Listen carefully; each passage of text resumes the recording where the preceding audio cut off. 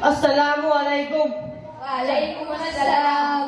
चलो तमाम तलबा अपना कायदा वगैरह लेकर बैठ जाओ।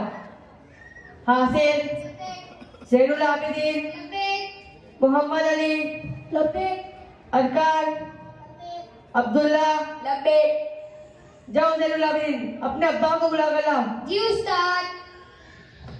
ओ उस्ताद, मेरे रिश्तेदार का वहाँ शादी है, 4 दिन की रजा चाहिए। तो भाई आपको तो है ना हमारे सदर साहब से रजा लेनी पड़ेगी।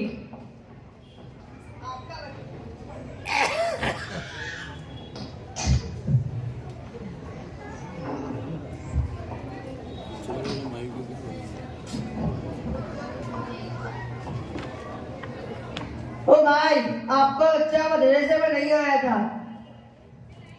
उस्ताद साहब, आपको पता है अपने शहर में पोलो ग्राउंड पर गोल्डन सर्कस आया है, वो बार बार नहीं आता, इसलिए मैं अपने बच्चों को लेकर 1 से 4 के शो में गया था और वहाँ से उसकी नानी के घर बाजरा लेकर गया था। आपका बच्चा सबक याद करके नहीं लाता, क्या बात है?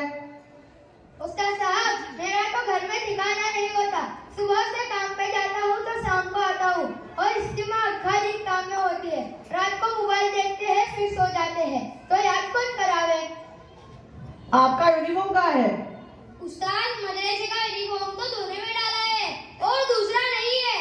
हाँ, स्कूल के 3 यूनिफॉर्म है, मदरसे का यूनिफॉर्म तो मैला हो जाता है तो सरफ में भिगोकर धोने में डाल देते हैं और कहते हैं जा, उस्ताद बोले तो तेरे अब्बू का नंबर दे रही हो। तेरे अब्बू गुस्से में बोलेंगे ना तो उस्ताद तो ठंडे पड़ जाएंगे। आपकी हालत तो देखो। मेरे अम्मी कहते हैं कि स्कूल में जाओ तो लॉक्स, लाइफ बॉय और अच्छी खुशबू वाले साबुन से नहा कर जाने का और सिर पे डाबर आंवला तेल और मुंह पर पाउडर न फेयर एंड लवली लगाने की कि 2 घड़ी के लोग अपने अब्बू देखते ही दे जावे ने मदरसे में तो जैसे वैसे चले जाने का। हम क्या उस्ताद को तो दुनिया का भान रहता ही नहीं है, वो तो बेचारे अल्लाह वाले हैं। सदर साहब आ गए। देखो उस्ताद, अपने समाज में तो ऐसा ही चलता है, कभी शादी तो कभी मंगनी, कभी सतवासा तो कभी घरवासा, कभी बोटन तो कभी उद्घाटन, कभी बिस्मिल्लाह तो कभी इन्ना लिल्लाह और कभी घूमना फिरना। तो हम क्या करें? सदर साहब, मेरे बच्चे का ट्यूशन का मसला है और मैंने ट्यूशन में पूरे साल की फीस भर दी है। अब उसका ट्यूशन का वक्त और मदरसे का जो वक्त है वही टाइम है, अब उसका मदरसा आना मुश्किल है। उस्ताद, हमारे बच्चे हर रविवार को मदरसे में नहीं आएंगे, तो आप किसी को भी घर पर बुलाना मत भेजिएगा, वरना हमारी नींद खराब होगी, क्योंकि हर रविवार को स्कूल और मेरे ऑफिस में छुट्टी होती है।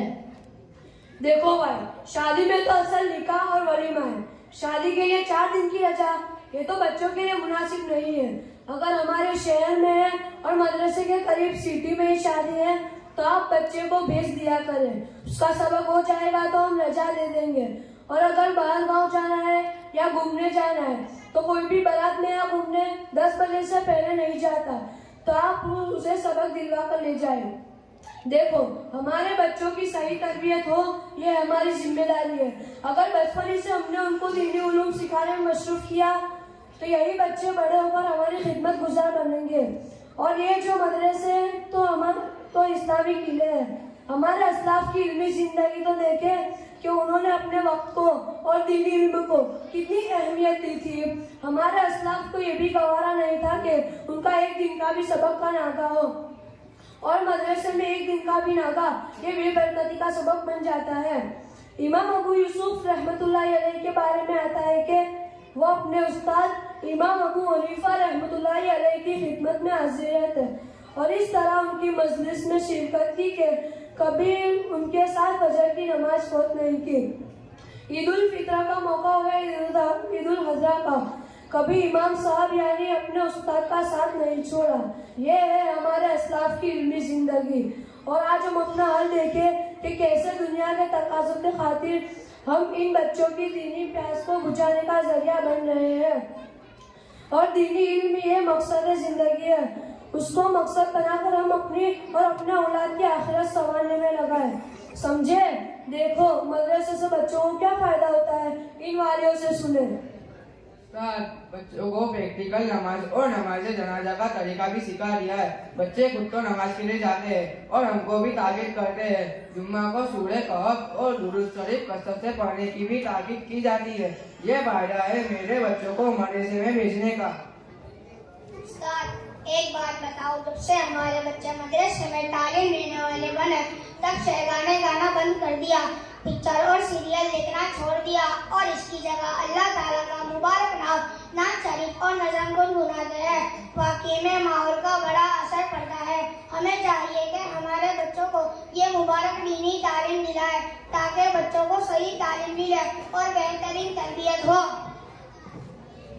उस्ताद, मुझे मदरसे से यह फायदा हुआ है कि जो मैं मेरे बच्चों के बाल वन साइड कटवाता था, जैसा आजू बाजू हाईवे के ऊपर कबूतर का माला, मगर मदरसे के ग्रुप में बच्चों के तरबियत की बातें, सही तरबियत का तरीका और मदरसे के तमाम रिपोर्ट भी आते हैं, जिससे हमें और हमारे घर के तमाम लोगों को बहुत फायदा हुआ है।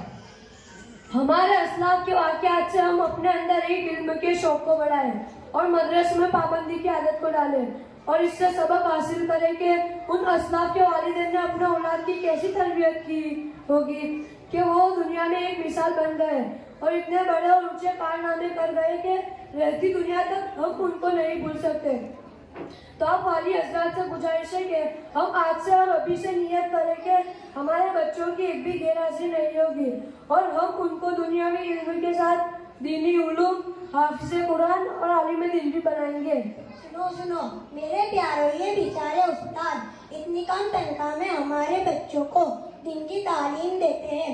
आज के जमाने में भाई भाई का नहीं होता, वहाँ इतने प्यार से हमारे बच्चों को समझा कर अल्लाह का दीन सिखाते हैं। हमारे नबी सल्लल्लाहु अलैहि वसल्लम ने फरमाया, और तुम्हें बेहतर वो लोग हैं जो कुरान शरीफ सीखे और सिखाए। और दूसरी जगह पर इरशाद फरमाया, हर एक चीज के लिए फख्र करने वाली चीज होती है। मेरी उम्मत की भी फख्र करी चीज कुरान शरीफ है। अल्लाह ताला इन उस्तादों की उम्र में बरकत अता फरमाए। आमीन। ठीक है, कल और परसों तो रजा रहेगी और 2 दिन बाद मदरसा अपने वक्त पर शुरू हो जाएगा। जिनको भी नया एडमिशन लेना हो उनके लिए एडमिशन तारीख 15/2/2024 से 11/3/2024 तक रहेगा इंशाअल्लाह। माशाअल्लाह भाई, बच्चों ने मदरसे का प्रैक्टिकल तौर पर क्या सिखलाया जाता है वो हमें समझाने की कोशिश की है। अल्लाह तबारक व तआला हमें समझा दे। आइए हम अपने जलसे को आगे बढ़ाते हुए